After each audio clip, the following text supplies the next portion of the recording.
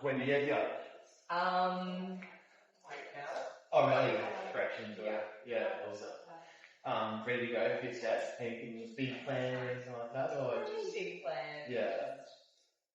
Yeah, I'm excited. Yeah, you're Last excited. year, Yeah. after this, I get a bit of a break from touring. But I don't know. A couple months, that's not too bad, yeah. What have you got planned in those couple months? I can't say. Secret. Yeah. Secret. It's a fun secret. Oh, that's good. Yeah. Very exciting. Very exciting. Well, now that the year's over, I wanted to know one thing you're really happy with that went well, and then maybe one thing that didn't go so well, and how you can improve upon that moving into your next year. And having that couple months off, I'm sure you have plenty of time to reflect. I have no time. Zero time. What went really well is I feel like I've developed a lot as a life this year, and that's kind of like what didn't go well and went well, because like I feel like I still was starting out this year still feeling quite green. Mm-hmm. And I feel like I'm just getting in my groove now. Yeah. You know?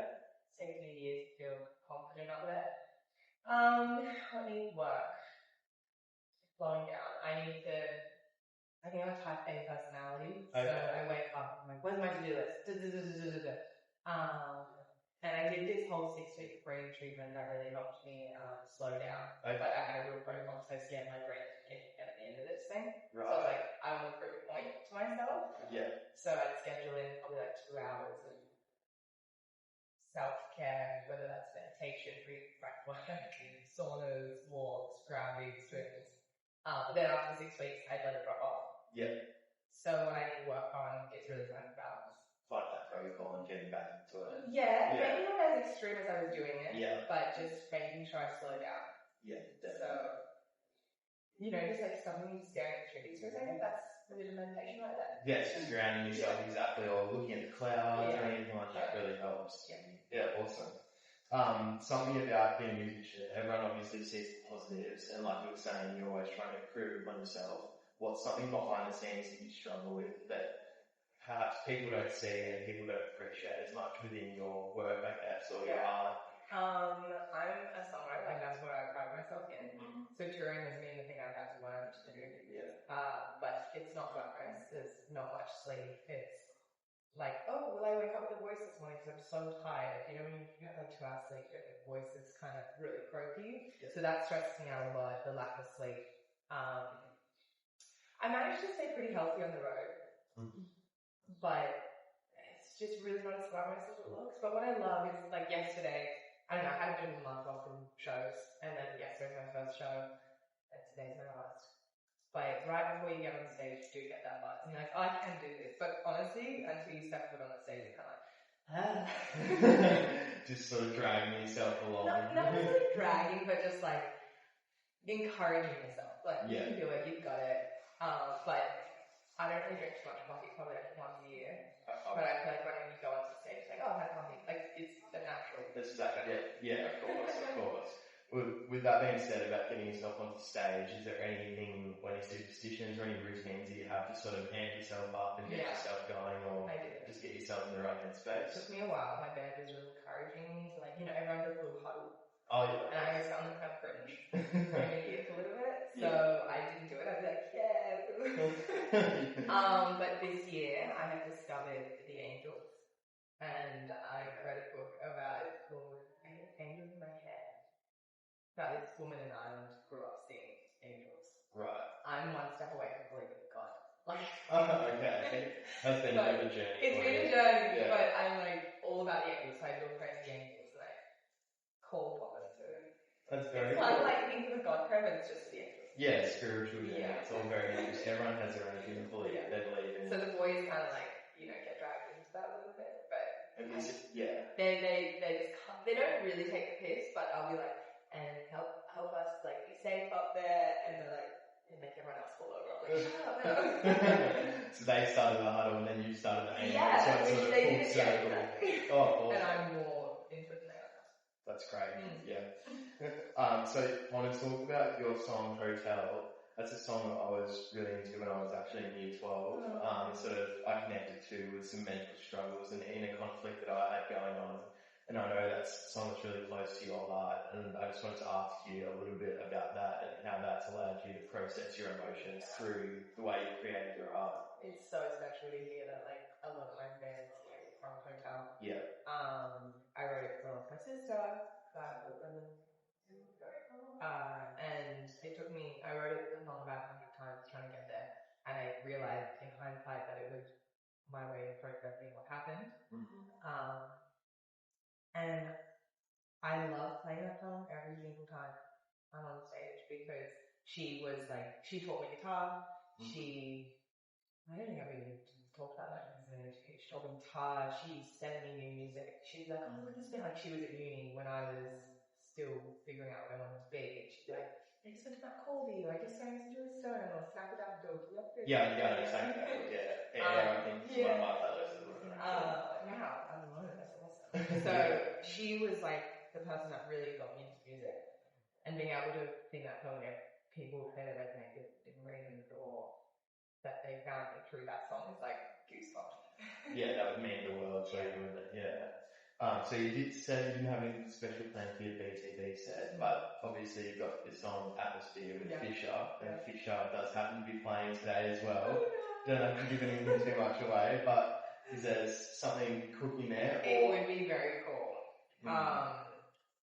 There's nothing to give away. Yeah. I think Fish likes to keep it, like he's a big enough entertainer himself, right? Yeah. So, we've talked about it, and he actually did say, like a few months ago, I'm doing New Year's Eve, like let's show New Year's Eve, let's get you up, but never kind of eventuated. But okay. I don't think I've ever seen him with a singer on stage, so it is new to him as well. Yeah. I think Atmosphere was quite like his first song with that few words. I could be wrong. Yeah. No, I know. Yeah, definitely. Yeah. Yes. So there wasn't ever any need for a singer, but good friends, and I mean, I would probably work together again in the future. Exciting. Yeah. So what was it like collaborating with him, his music genre obviously being so different to yours, and like you said, having that many lyrics in a song like his, so how did that work, blending those two genres and those two worlds together? Well, when we caught up, I grilled him and I asked questions, and I asked, what do you want to write, what do you want to say? No one's ever really asked me these questions before. So I kind of knew what he wanted. I gave him 3 songs that were very down his lane, less words, more fun. Okay. More joy. Yeah. And then I wrote Atmosphere. That was still what he wanted to say, but more words than he's normally done. And I just said to the cross, being like, this is more me in your world, and I love it. And I'm just glad he resonated with it. So I don't know, I think just stars aligned for that one. Yeah, sounds like a perfect blend, really. Just meshed. And I love playing that as well, because I version of it. Yes. And it really stands alone without all those big things in it. Yeah, no, it's really cool how artists blend those two things together and have their version and then the other version, sort of how it works together. So that'll be interesting to see how you make that happen on stage. And then BTB, what does that mean, playing here for you, and what are you most excited about?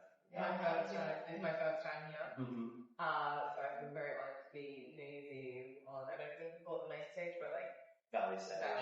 Yeah, that's the one. It means a lot. Like, I genuinely get the biggest buzz out of the festivals. Yeah. More than it's different. It's like a party vibe when you're at a festival. Yeah. Just everyone's there having a really good time. And it also means a lot that they may not necessarily be just here to see me, but they're driving themselves away from their tent or their thing to like come see me. Yeah. And that means a lot. So I'm really excited to see. I'm always interested to see how many people show up. Yeah. It's a weird thing that, I don't know, it's not a confidence thing. I'd say it's just, maybe I should copy myself. Yeah. And I like cut myself down. Yeah, okay. So set the bar and jump over that bar. I'm always surprised. It's really nice. Yeah, of course. Oh, wow, look at you. Especially the day before the festival. Oh, wow. Yeah, with day 3. No, into the AM, yes, but not the real day tomorrow. So it'll be interesting. And people are still out and about. They're still out and about, partying, going crazy. Wow. The Duffel crowd love it. They don't stop. I didn't know what the joysticks were until yesterday. I mean, I've seen them about, but I was like, what's the goal with that? It's Have you crazy. ever made a dulcet? No, I haven't. It's not something I'm really into. I'm not too old for it, but I'm more into the valley stage music, more into party music, that sort of thing I'm really into. But Lolly Young came out yesterday and she was like, I don't know what these things are you've got out here, but I really like them, they're funny. Like, we don't have them in South London, but they're See, cool. but then I asked my friend how this yesterday and he said, no, they're universal. They're Glastonbury, they're everywhere. Really? Yeah, so I'm really do, and especially like with dulcet, because like dulcet's quite Australian. Yeah, it's that Aussie slang. Yeah. Everyone loves it. They only do this. Yeah, because anyway, when you look at them when you're playing, I'm sure you'll see lots of imagery. They are funny. Yeah, they're very funny and clever. But it's interesting because instead of the old handheld sign that's like, I love you, Kindo, or I love you, whoever, they're just funny shit now. It's just, they're just memes. Yeah. They are. Yeah, it's pretty It's entertaining. dedication to a meme. Yeah, so it sort of goes both ways. You'll be entertaining everyone, and they'll be entertaining you. Yeah, I'm just stay there reading. Yeah, some people did that. Terry's did that yesterday. Oh, read them out? Yeah, they were just looking around and reading them all, and I loved it. Anyway, one last thing I wanted to ask you. As a musician, obviously, you'll have lots of motivations for why you create and whatnot. But once it's all said and done, hopefully it's in the distant future, what do you want to be known for, or what do you want to be proud of your career, I guess, and how you've impacted others and created connection? I'm really proud of how I've been able to have a family and kids, and I feel like being at this level in Australian music, it's pretty hard for kids to stay in the industry, and I kind of surprised myself that I managed to do that. I really kind of tapped out for a little bit. Even though I was still releasing music, I just didn't have my head in the game because I was being mum. Yeah. And I'm really proud that I've also come back around and be like, yay, I'm back, guys. Like, my kids are a bit grown, and I'm ready to have fun, and I don't feel as guilty about leaving them. Yeah, that's amazing. I handled it first. I was there for that first. That's pretty crazy. Yeah, I want to be known for that. I mean, like, you know what? No, I can't know for that. Yeah, balancing life in all aspects at once. It's a pretty tough thing to do, but it sounds like you've done a good job. Amazing. All right, thanks for having me, Chad, and best of luck with your set today. I'll see you out there. Yeah.